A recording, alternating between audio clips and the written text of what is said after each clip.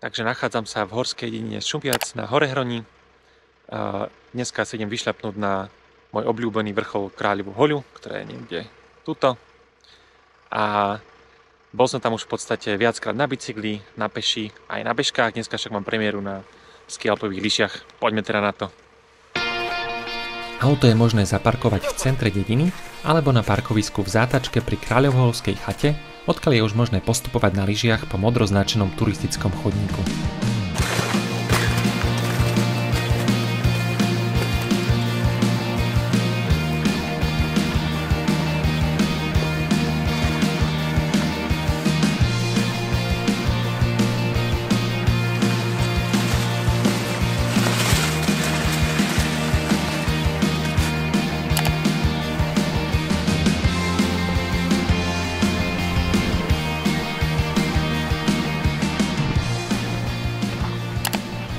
Približne v polovici stúpania v prednom sedle leží horská chata pod Kráľovou hoľou.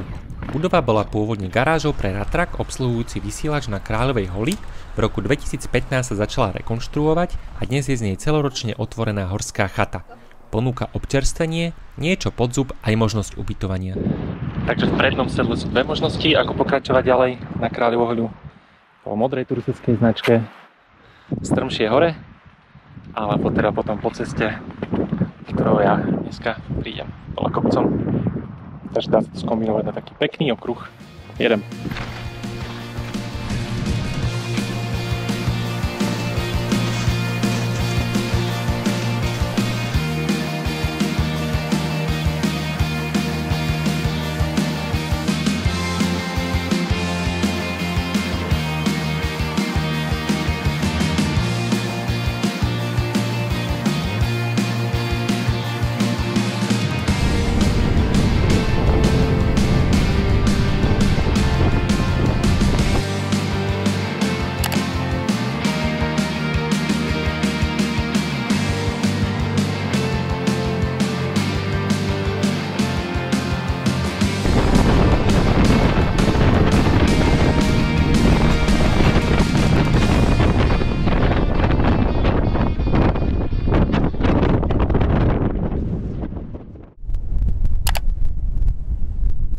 Kráľova hoľa je najvyšší vrch východnej časti Nízkych Tatier.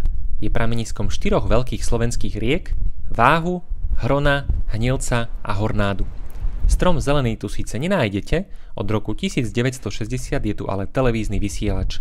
Je vysoký 137,5 metra a dnes je takým jej symbolom. Budova vysielače je pre verejnosť neprístupná. Takže vrchol Kráľovej hory je absolútne úžasný. A prečo mám rád? Pretože ponúka takéto parádne výhľady.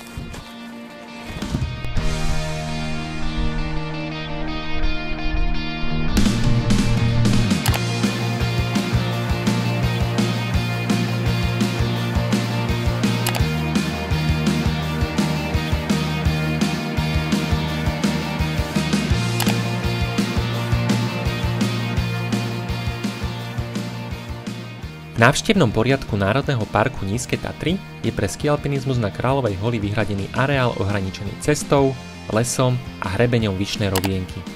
Keďže dnes som vyrazil neskôr a je už pokročilý čas, ja dnes volím zjazd do sedla Snehová jama medzi Kráľovou hoľou a Kráľovou skalou a následne po ceste. Ak budete mať času viac, hore si určite dajte pár jazd.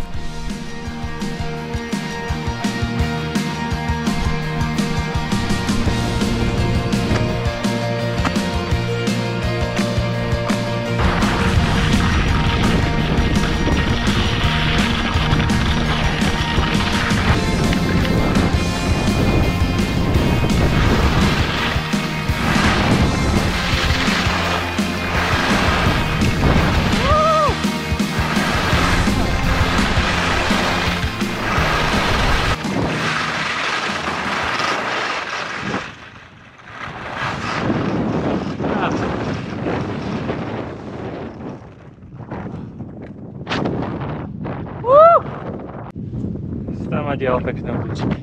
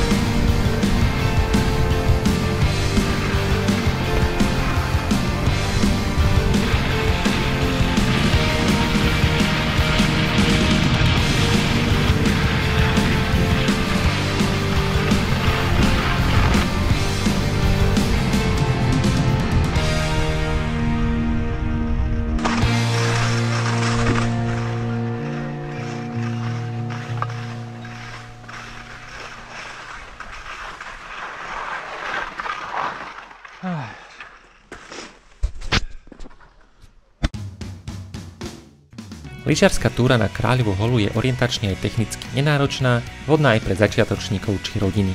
Treba však zvážiť podmienky aj počasie, keďže hore je často malá viditeľnosť alebo veľmi veterno.